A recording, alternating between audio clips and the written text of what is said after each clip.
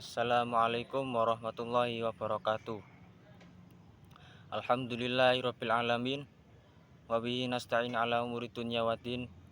Wassalatu wassalamu ala sayyidina Muhammad wa ala alihi wa sahbihi ajma'in. Amma ba'd. Rabbi shrahli sadri wa yassirli amri wahlul 'uqdatam min lisani yafqahu qawli. Qala musannifur rahimahullahu ta'ala wa nafa'na bihi wa bi ulumihi wa fid dharaini amin. Alhamdulillah, pada kesempatan ini kita masih diberikan kesehatan oleh Allah Subhanahu wa taala sehingga bisa menjalankan kewajiban dengan baik. Dalam kesempatan ini saya akan menyampaikan suatu materi studi hadis dengan tema pembahasan 5 hadis. Hadis yang pertama yakni hadis masyhur, dan yang kedua hadis sahih li ghairi, yang ketiga hadis mu'allaq, dan yang keempat hadis mudaraj, dan yang kelima hadis mauquf. Tema ini dipilih karena berkaitan langsung dengan klasifikasi hadis yang merupakan fondasi penting dalam memahami keabsahan hadis sebagai sumber ajaran Islam. Pemahaman ini sangat dibutuhkan agar kita tidak terjadi kekeliruan dalam menggunakan hadis sebagai dalil, baik dalam kajian akademik maupun dalam praktik kehidupan sehari-hari. Apa yang dimaksud ilmu hadis itu? Ilmu hadis ialah merupakan ajaran Islam kedua setelah Al-Quran. Hadis ini berfungsi sebagai penjelas terhadap ayat Al-Quran yang masih bersifat global dan sebagai penguat hukum, bahkan sebagai penetap hukum baru yang tidak dijelaskan secara rinci dalam Al-Quran. Karena kedudukannya yang sangat penting, para ulama sejak masa awal Islam telah berupaya menjaga keaslian hadis Nabi SAW. Upaya tersebut melahirkan suatu disiplin ilmu yang dikenal dengan ilmu hadis, yang di dalamnya terdapat pembahasan tentang sanad, matan perawi, serta klasifikasi hadis. Dalam ilmu hadis harus diklasifikasikan menjadi berdasarkan beberapa aspek, yang diantaranya jumlah perawi, kualitas sanadnya, serta kepada siapa hadis tersebut disandarkan.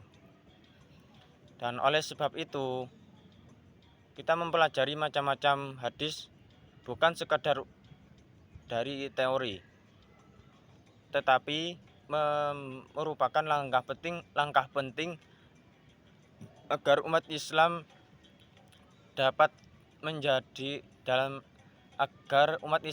beribadah dan beramal berdasarkan dalil yang benar dan dapat dipertanggungjawabkan secara ilmiah.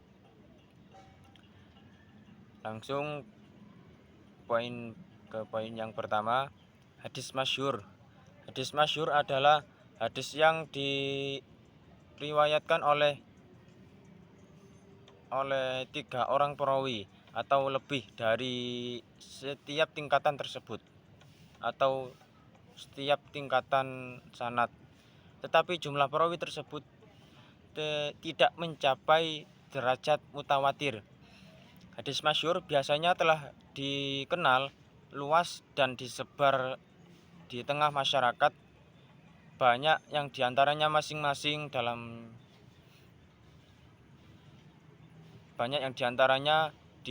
sering dikutip dalam ceramah, di dalam buku-buku keislaman maupun dalam pengajian.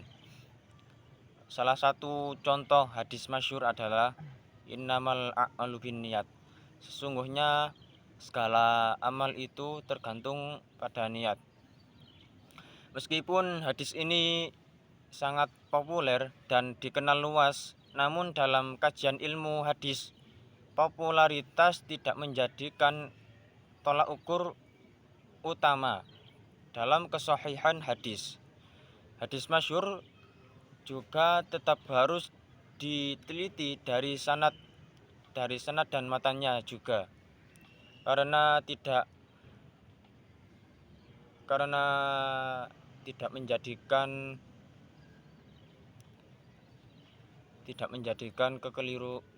kekeliruan dan harus diteliti dengan benar.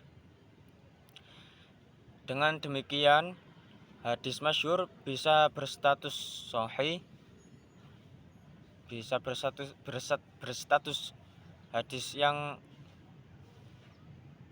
sahih, hasan maupun dhaif. Hal ini menunjukkan kehati-hatian ulama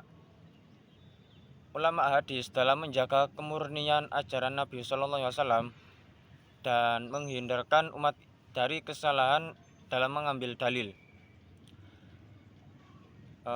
Yang kedua, hadis sahih li ghairi. Hadis sahih li ghairi adalah hadis yang pada asalnya berstatus sahih, kemudian meningkat derajatnya menjadi sahih karena adanya penguat dari riwayat lain. Yang artinya satu hadis ini yang diriwayatkan melalui satu sanad mungkin belum mencapai derajat yang sahih. Namun jika hadis tersebut memiliki beberapa sanad lain yang sepadan dan saling menguatkan, maka kelemahan yang ringan yang ada dapat tertutupi. Karena itulah hadis ini disebutkan sahih li ghairi, yaitu sahih karena faktor eksternal, bukan karena faktor dari satu sanad saja. Dalam praktik hukum Islam, hadis sahih li ghairi dapat dijadikan hujjah dan diamalkan karena telah memenuhi syarat diterimanya hadis menurut para ulama. Dan yang ketiga adalah hadis mu'allaq. Adalah hadis yang terputus sanadnya ketika di bagian awal, yaitu pada penyusun kitab hadis tidak menyebutkan satu atau beberapa perawi dari awal sanad. Jika hadis ini cukup banyak ditemukan dalam kitab Sahih Bukhari, namun perlu juga dipahami bahwa Imam Bukhari memiliki tujuan ilmiah tertentu ketika menyebutkan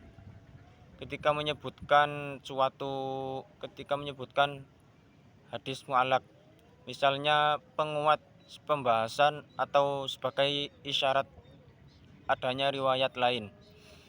Walaupun tercantum dalam kitab sahih, hadis mu'allaq tidak otomatis berstatus sahih. Statusnya tetap harus diteliti berdasarkan sanad lengkapnya yang terdapat dalam kitab hadis lain. Hal ini juga dapat menunjukkan betapa telitinya para ulama hadis dalam menyampaikan riwayat, serta pentingnya sikap kritis dalam menilai hadis. Dan yang keempat, hadis mudraj. Hadis mudraj adalah hadis yang tercampur dengan tambahan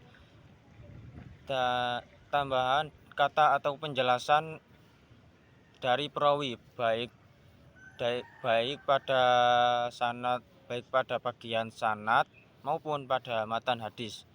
Tambahan ini bukan berasal dari Nabi Muhammad SAW, melainkan dari perawi yang bermaksud dengan menjelaskannya. Namun akhirnya tercampur dengan teks hadis ini, dan ini juga jika tidak diteliti secara mendalam, hadis mudraj dapat menimbulkan kesalahpahaman dalam memahami ajaran Islam. Oleh karena itu, ulama hadis melakukan perbandingan antara berbagai jalur riwayat untuk membedakan mana sabda Nabi dan mana yang penjelasan perawi.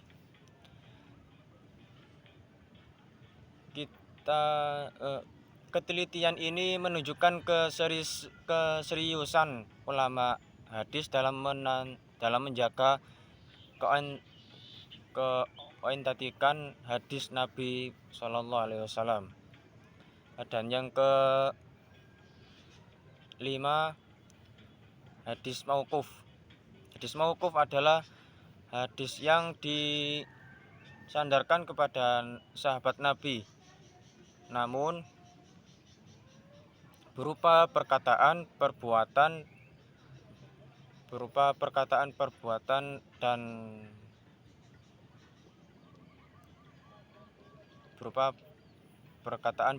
maupun ketetapan mereka. Hadis ini tidak sampai kepada Rasulullah SAW, namun tetap memiliki nilai penting dalam kajian Islam.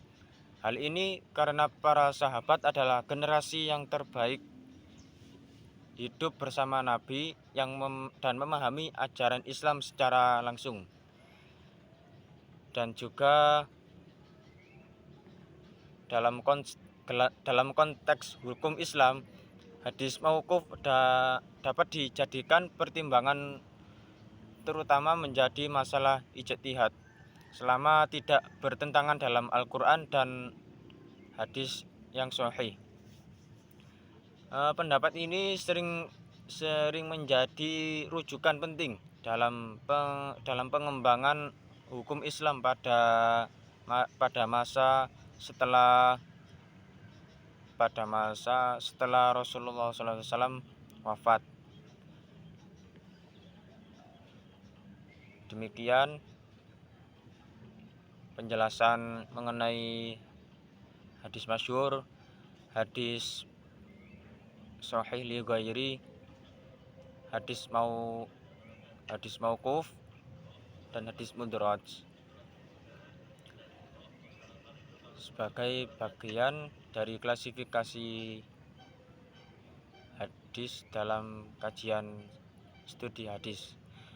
Melalui pembahasan ini diharapkan kita semakin memahami pentingnya kehati-hatian dalam menilai hadis, serta mampu mempertahankan dan membedakan hadis yang dapat kita dijadikan hujah dan yang memerlukan kajian yang lebih lanjut.